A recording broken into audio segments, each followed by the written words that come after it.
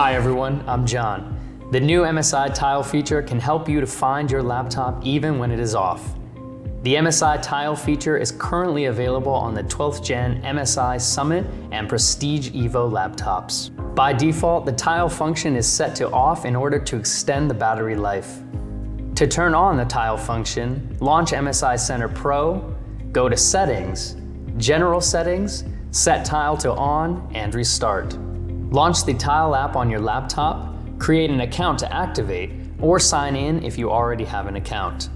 Click Activate Tile on your PC and follow the instructions. Download the Tile app on your smartphone, register a Tile account, and log in. Restart your laptop and it's done. Next, I'll show you how to find your laptop using Tile. Now if you open the Tile app on your phone, you can see your laptop icon. Click Find and your laptop will immediately start ringing. The closer you are with your laptop, the stronger the signal shows on the app screen.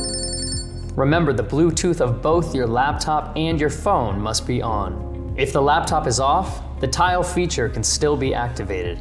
If it is out of range, the app will show the last recorded location.